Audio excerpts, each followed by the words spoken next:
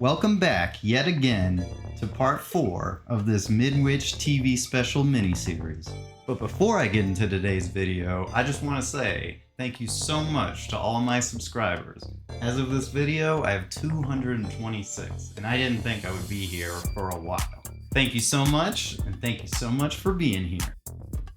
In the last episode, we took a visit to the wondrous world of weird animals with Eric Boardman and Gary Owens. In this video, we'll be heating it up with the Volcano Show. This special was unreleased until sometime in 2011 when More Dinosaurs got its DVD edition release. This TV special starts with Eric and Gary reading newspapers in Eric's backyard, when the two suddenly notice a geological anomaly materializing right before their very eyes. For the record, if a volcano ever forms in your yard, I definitely would not recommend placing your face into the opening and taking a puff. After this toke sesh, smoke weed every day. Eric and Gary head inside because Eric has some crucial information concerning what to do in case of a volcano. Recorded on tapes. Here we go. Meanwhile, Gary gazes out at the constantly growing and belching volcano. Now you might ask yourself, what exactly is a volcano? To put it simply, a volcano is an opening or rupture in the Earth's crust where molten rock or magma, gas, and steam accumulate and eventually reach Earth's surface, where it becomes lava. This is known as a volcanic eruption. These eruptions can vary in type based on the specific structure of the volcano. On May 18th, 1980, the Mount St. Helens eruption blew out the side of the mountain. The eruption actually knocked Mount St. Helens down in size.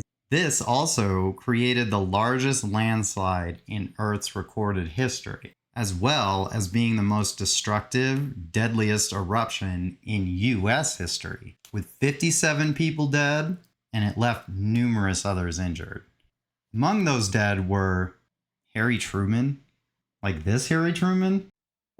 This Harry Truman was a bootlegger and prospector during Prohibition. Harry says he hates to drink, but people drive him to it.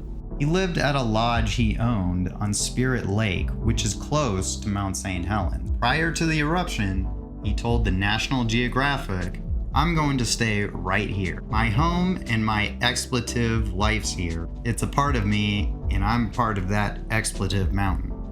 He also reportedly had 16 cats, who all presumably perished in the eruption as well.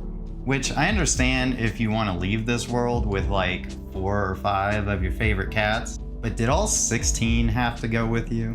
Regardless of how many cats' lives were lost in the eruption, or which Truman died there, Mount St. Helens was definitely a very memorable and impactful eruption that was widely documented. If you'd like to know more about this incident, I would recommend Fascinating Horror's video on the subject. Moving back to the Volcano Show, Eric seems to have found a tape with some promise. Here we go. Watch this. Okay, that didn't actually happen. What did happen is it showed Eric Boardman in Hawaii, where apparently he learned the walk-on-water ability. We then get the opportunity to learn about Hawaii and how these islands were formed. The Hawaiian Islands started to take shape millions and millions of years ago when volcanoes located on the floor of the Pacific Ocean erupted countless times until eventually the hardened rock, which was once lava, reached the surface of the ocean. Hawaii is made up mostly of shield volcanoes, which typically produce slower moving, more spread lava flows. However, that doesn't mean it isn't dangerous and destructive in its own right. Currently, there are 6 active volcanoes in the Hawaiian Islands, with 4 of them being located on the Big Island. They're also home to 2 of the most frequently active volcanoes in the world, with Mauna Loa and Kilauea erupting every 2 to 3 years. We then get a view of a couple more videotapes. One of Eric Boardman climbing on some rocks, Is that a volcano? No, it's a big rock. and the other is of Eric at the New Mexico Museum of Natural History in the volcano exhibit. He basically just explains a few volcano aspects that I've already covered in this video. Eric then tells us that the heat and pressure in volcanoes can create things like quartz, crystals, and diamonds. This video is then interrupted by the house phone ringing. On the other line is his neighbor, who tells Eric that his volcano is smoking out the whole neighborhood. The two hosts then vacate to the backyard and to the ever-increasing in size volcano. The two then walk up to the volcano in these cheap-looking protective suits.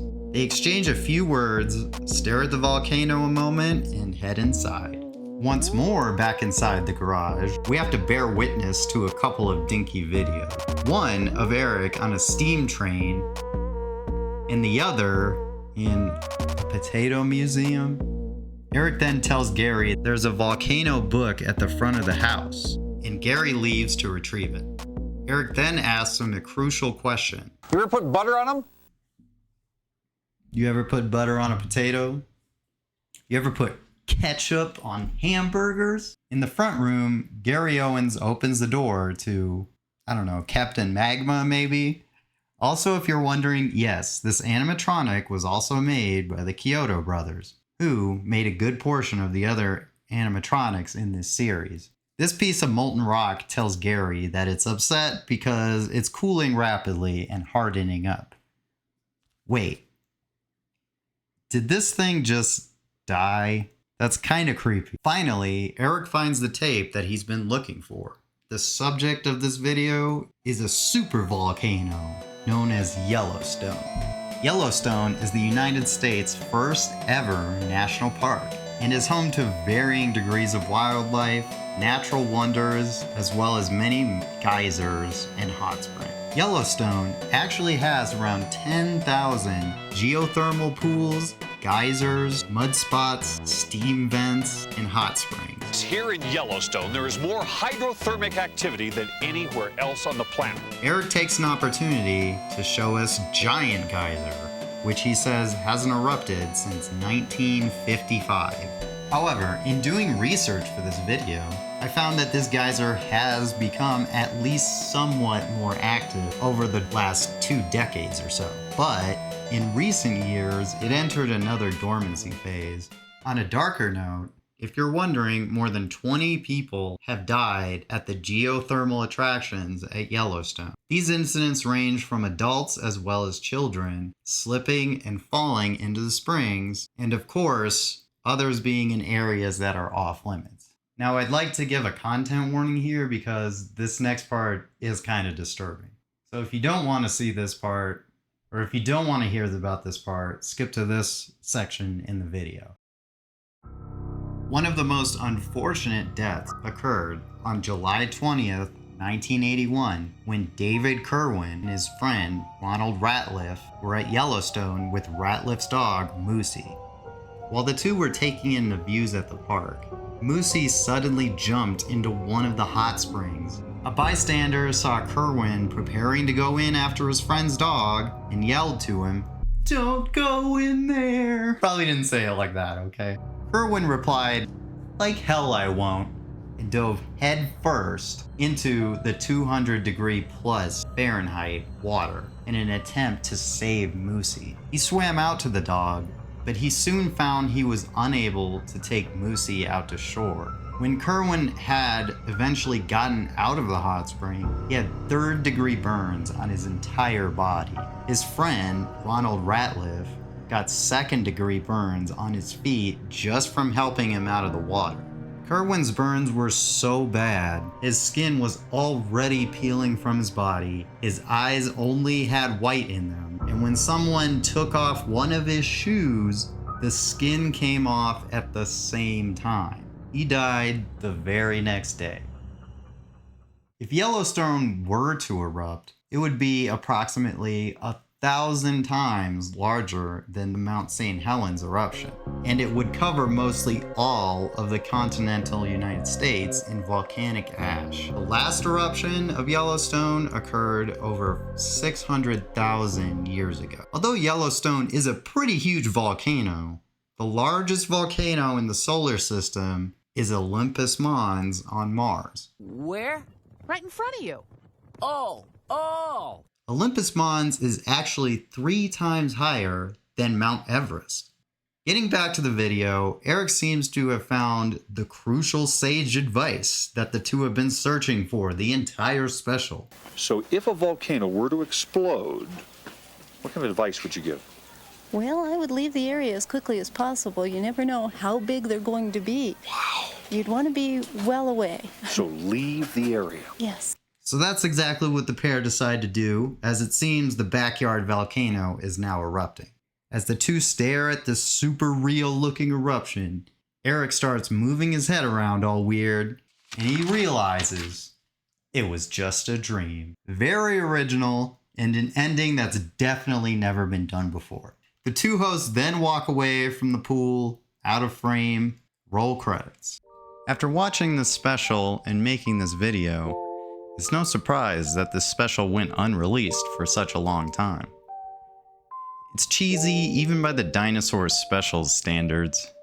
And to speak on volcanoes, they've been here long before any of us have, and will be here long after we're gone, destroying and continuously remapping the landscape.